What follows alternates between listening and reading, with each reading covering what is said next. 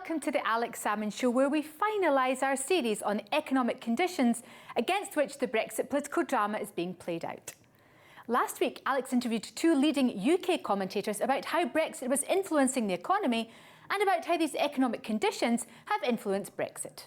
From England, Professor Richard Murphy detailed the overlooked practical implications on companies of a no-deal Halloween Brexit. Cash flow is actually the biggest potential implication of Brexit that I can see. No one, including the government in its Yellowhammer documents, has talked about who is going to pay the cost of lorries sitting for 2.5 days waiting to get through Dover. From Scotland, former MP George Kerrivan identified how falling living standards had driven the politics of Brexit. Business manufacturing down, worse than 7 years. We've actually the second quarter. GDP has actually stalled. It's down. We're well into the third quarter. I suspect we may already be in recession in the UK. This week, we turn to the international economy, where two leading commentators outlined the world conditions which have favoured the lurch to the populist right. Professor Carlos Bosch of Princeton University argues that small countries have been able to maintain social cohesion in the face of global trends in a fashion which has eluded their larger neighbours. In the past, meaning the past the 60s and the 70s or the 80s, it was all about free market versus intervention, or socialism versus conservatism, and this has progressively changed to protectionism versus some kind of social democratic but globalization package. And in some countries, I think that the second one works pretty well, especially small countries. In big countries, for some reason, it doesn't seem to have the appeal or the state the capacity to do that. And we interview the former Chief Investment Officer of Credit Suisse, Michael O'Sullivan, about his new book, The Levelling, which charts the way forward post-globalisation. Don't be lazy in assuming that globalisation will continue. We will go through a fallow period of 5 or 10 years internationally while the next world order begins to evolve. And there's lots of hurdles there. But first, your tweets, emails and messages in response to last week's show. Morag says, such an interesting episode of the Alex Salmond Show on what Operation Yellowhammer left out, and it's a shocker. Hazel says, Richard Murphy, thanks for the clear explanations on today's Alex Salmond Show. Terry says, what an eloquent guest. A really interesting interview with Richard Murphy. Thanks for another great show. Bartholomew says, thanks, Ricky, for recommending me this episode of the Alex Salmond Show. I should watch it more. Well, we hope you do. A, I preferred the first interview. B, as for the second interview, dramatic political changes are always going to bring about economic disruptions. So ask him if likely economic disruptions would also be a good reason not to go ahead with Scottish independence. And C, and as both interviews suggested, the world is headed towards recession anyways. I, however, think that this is to Brexit advantage other than disadvantage. And finally from Sheila, who says, the main goal is to make a few people very rich via the transition. The Levelling, What's Next After Globalisation, is a book written by former Princeton academic Michael O'Sullivan. It offers an analysis of the transition in world economics, finance and power as the era of globalisation ends and gives way to new power centres and institutions. The author tells Alex why we all need to be ready for this change. Michael O'Sullivan, this new book, The Levelling, you say that the end of the globalisation era is inevitable. But how can that be when we've got the great global tech companies bestriding the planet? Are they not the biggest manifestation of globalisation? What's happening today is every day now we are reminded of the fracturing of the globalised world. We have a trade war going on. There's a democratic dispute going on in Hong Kong. Those big tech and commercial titans are being regulated in Europe. They're being closed out of the Chinese market. And they're also vulnerable, I think, in the States to the slowing economic cycle. So everywhere we look, globalization is beginning to peter out. Trade as a percentage of GDP is falling. The flow of ideas, the flow of people is slowing. And what I think is happening is maybe not a rerun of the 1920s, 30s, as some scaremongers say, But we're entering into a multipolar world where instead of having everything bundled and tied together, you have three big regions: the US, China-centric Asia, and then Europe or the European Union. So how would you define globalisation? Is globalisation, in your view, the freedom of movement, people, goods, the great increase in world trade that was seen, the knocking down of barriers, the combination of currencies? Are these, in your eyes, the manifestations of that global world? They are, exactly. So I define globalization as interdependence of an interconnectedness of factors, be it ideas, be it trade, be it finance. And if you measure all of these, they're becoming less global, less interconnected, and more regional. The internet is a good example. Europe doesn't have its own internet companies, but it is regulating the internet. China has closed off its internet. If you've got a Gmail account, you go to China, you can't use it. And then the States, there is this big debate around the tech giants. Are they too close to government?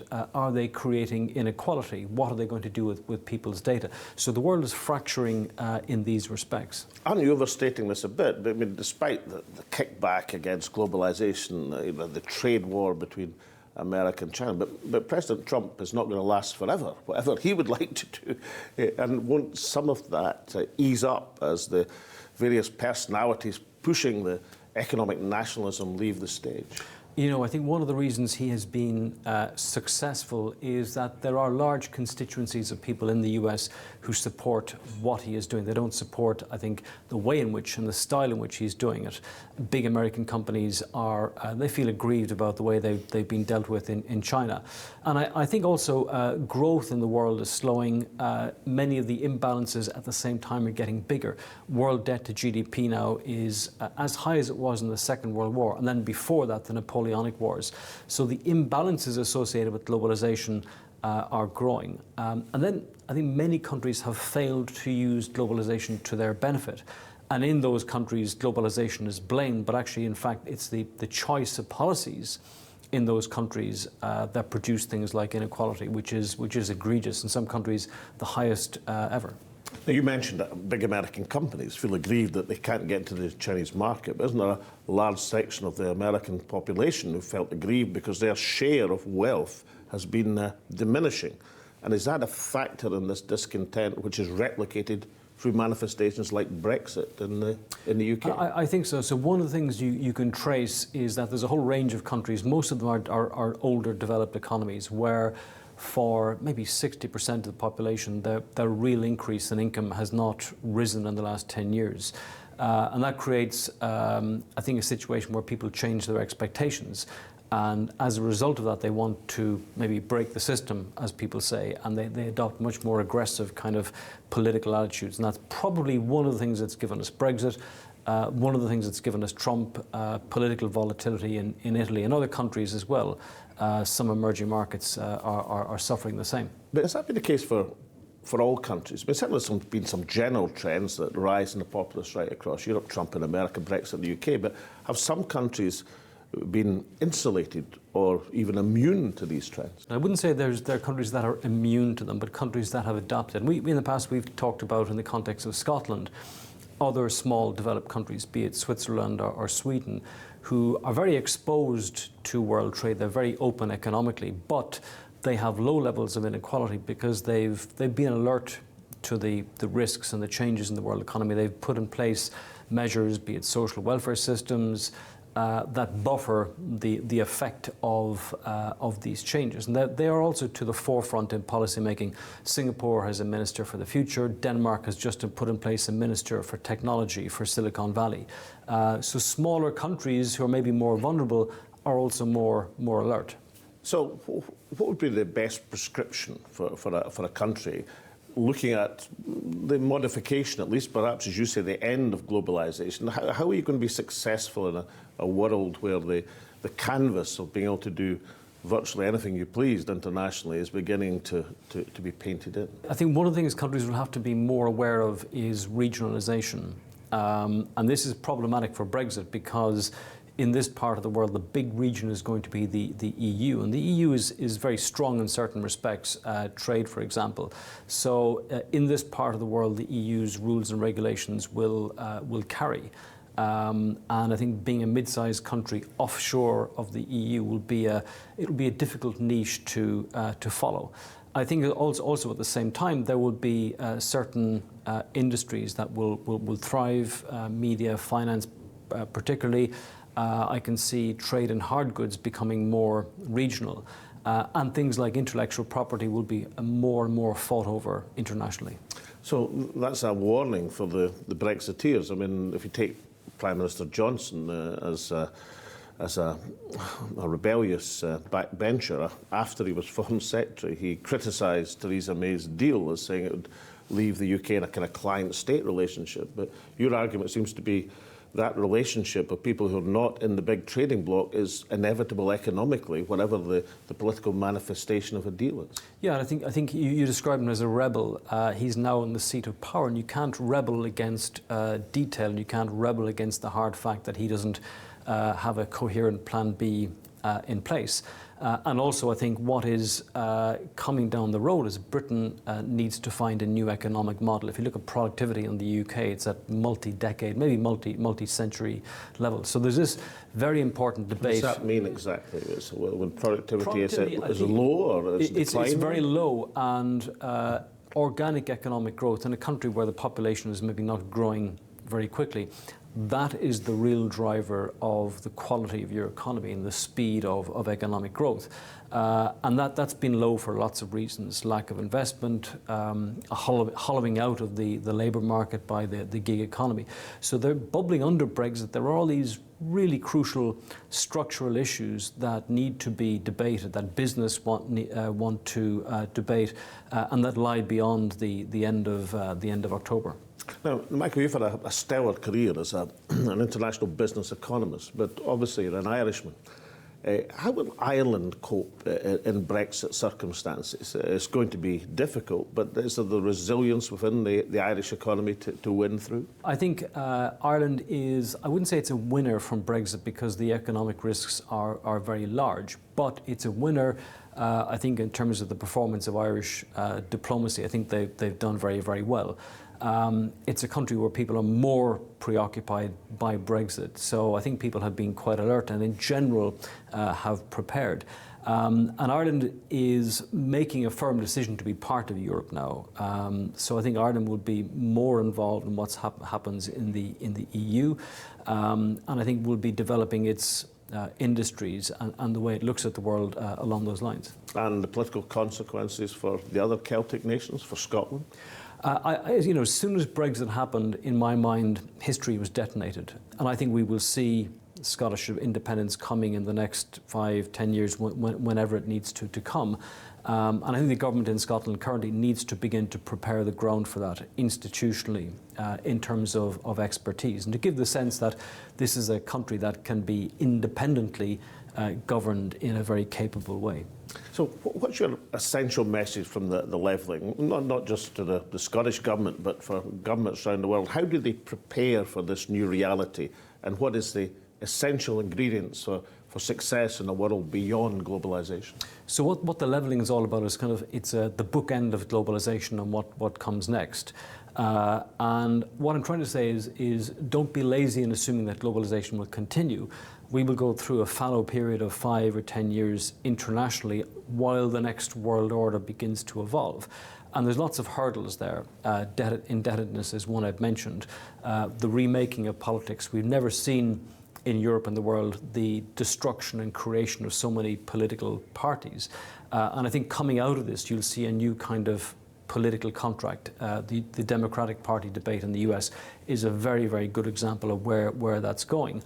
And then in the wider European context, for me, the future is with the EU. Michael O'Sullivan, to toast this new reality in the world beyond Brexit, the Alex Salmond quake. Now, I don't have to tell an Irishman what to do, but I have to warn him of one thing. This doesn't work unless it's Scotch. None of the Irish. I have a bottle of Middleton somewhere, so thanks very much. Michael, thank you, sir. Thanks. After the break, Alex interviews Professor Carlos Bosch about how countries large and small have adapted to these global trends. We'll see you then. Welcome back. Michael O'Sullivan sees the age of globalisation coming to an end. However, Professor Carlos Bosch argues that many of the smaller countries have adapted better than their larger neighbours to the social pressures that it's raised. Alex interviews Professor Bosch from Princeton University. And I'm delighted to be joined by Professor Carlos Bosch of Princeton University. Carlos, welcome to the Alex Salmond Show. Thank you. Can you tell me, Carlos, your interpretation of the world economic environment at the present moment? Do you see storm clouds gathering for another major recession? We can certainly see that things are not going well. So industrial output is down in Germany, in France, in the US. There is all this concern about trade. So there seems to be a recession now coming towards us, but I'm not sure about how big it may be. And in terms of the firepower available to central banks and to governments, is there a problem with relatively low interest rates prevailing across the Western world and high levels of indebtedness in most countries that there's a lack of things in the locker to combat a looming recession? That seems to be the case, right? So interest rates are now negative. Governments have a lot of debt as a result of fighting the great recession of the late 2000s, early 2010s. So there is not that much left to them. In terms of how political parties can react under difficult economic circumstances, in your experience, and you've done a great deal of work in this, does that make it more difficult for political parties to pursue a programme of equality, for example, in a tough economic environment? Or is that exactly the time they should be bringing forward such policies? Well, I think that there are two things here. One is in the short run, and the other one is in the long run. So in the short run, I think that all of them are, in a way, tied by the resources that they have available to them, and we are talking about monetary policy and fiscal policy.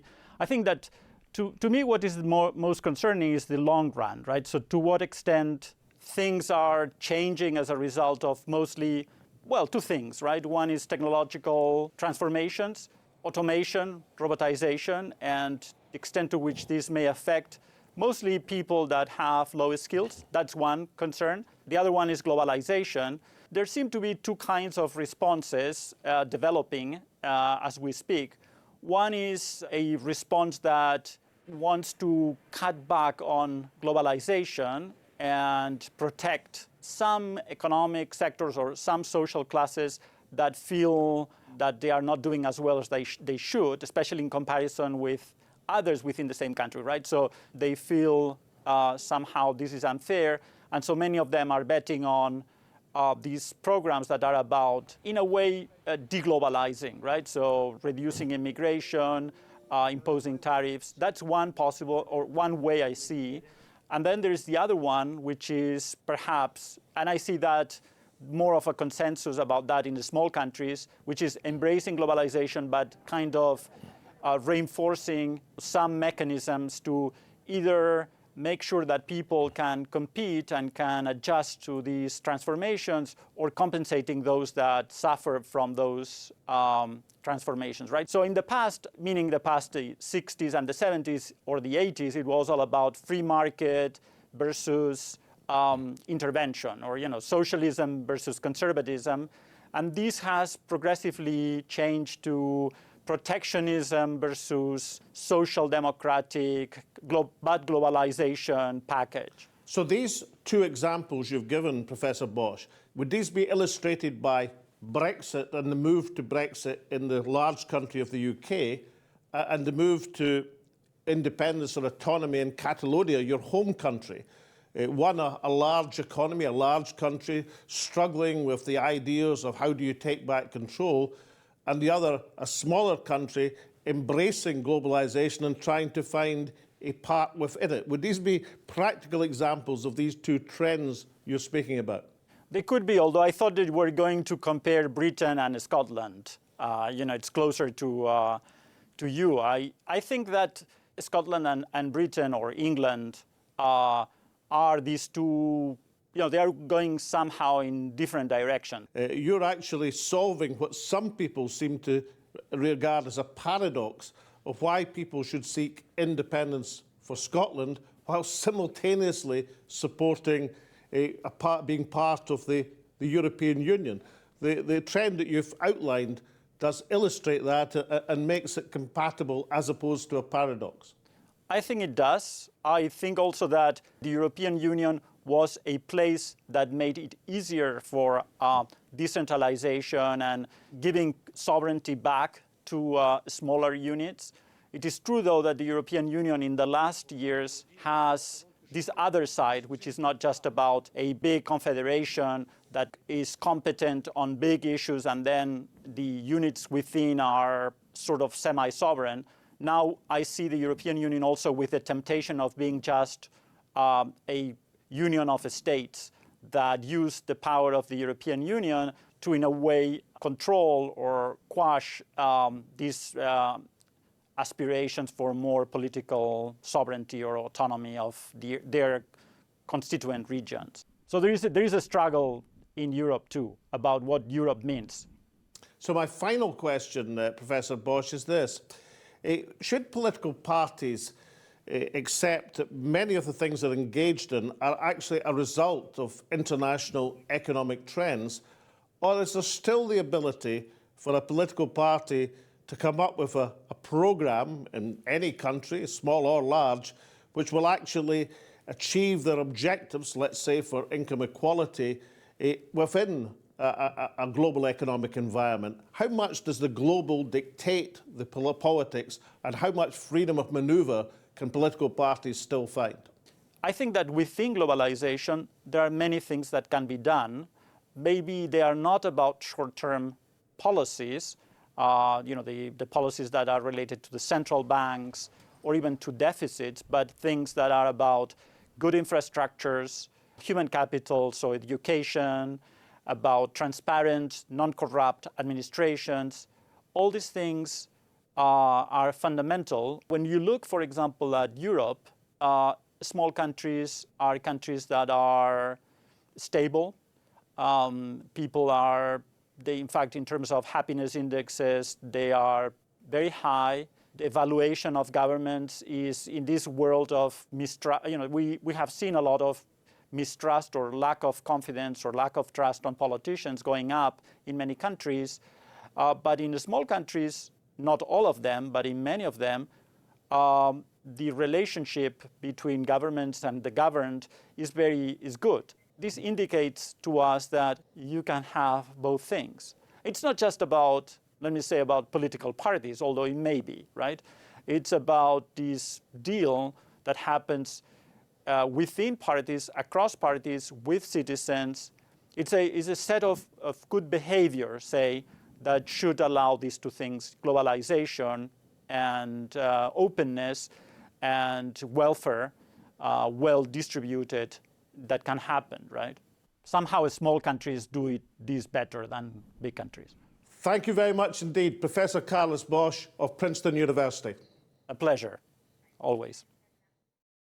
As the fog of Brexit has descended upon United Kingdom politics, it's difficult to discern the shape of the short-term future, never mind detect long-term trends. Politics has become erratic, personality-driven, almost surreal. The Prime Minister controversially prorogues Parliament and then gets turned over in the Scottish courts for acting unlawfully by misleading Her Majesty the Queen as to his motivations in getting rid, albeit temporarily, of an inconvenient and turbulent Parliament. Will the UK Supreme Court ride to the Prime Minister's rescue by overruling the Scottish Supreme Court? Or will they decide that while the court should not tell the government how to do its political job, they should at least ensure that Parliament is still around to do its democratic duty? On every normal measure of politics, the Tory party have been left in complete disarray by this new and reckless Prime Minister. One of his rivals for the Tory leadership election of just a few weeks ago has been turfed out of the party, while yet another has jumped ship to the Liberal Democrats. The last Conservative Prime Minister to actually win an election, David Cameron, has eviscerated Johnson for his treachery during the Euro referendum, while the election winner before that, Sir John Major, is turning up in person to sue him in the courts. Boris Johnson has turned a bare parliamentary majority into a minority of over 40, has split his party, has been battered from pillar to post, heckled in all 4 countries of the United Kingdom and even in Luxembourg. However, he still maintains a lead in the opinion polls. There has been, however, a shift in prime ministerial emphasis, almost lost in the general hubbub. Just a couple of weeks ago, he was boasting about being ready for Brexit, do or die, as he laid the ground for a snap election. Now he's trying to resuscitate Theresa May's once despised Brexit deal with a little face-saving modification of the Irish backstop. Most worryingly for the Prime Minister, there seems no simple route to an early general election, at least not one at a time of his own choosing. To some, this nervous breakdown in the UK body politic seems all the more extraordinarily petty and insular while war looms again in the Middle East and the climate change imperative rolls on unanswered by global collective action. However, it is at least possible that the Brexit burach is in itself part of a world economic trend testing the strength of the political culture across the liberal democracies. Professor David Blanchford reckons that the Western countries have created their own political crisis by tolerating a painfully slow recovery from the Great Recession of more than a decade ago. George Caravan and Professor Richard Murphy believe that the government is underestimating the practical impact of a no-deal Brexit, and a new political programme is required to put matters right. Today, Professor Bosch and Michael Sullivan discuss the endgame of globalisation and why small countries have generally adjusted better to its tensions and strains. The shared analysis of all our guests in this series is that the political chaos is a result of economic pressure, not vice versa, and a new economic order will need to emerge to fill the vacuum. Only then can politics return to a new normal. To misquote England's bard, there is an economy which shapes our ends. Rough hew them how we will. Next week, we return to top political commentators to tell us what's going to happen next in the Brexit melodrama as the clock moves steadily on to the high noon of Halloween.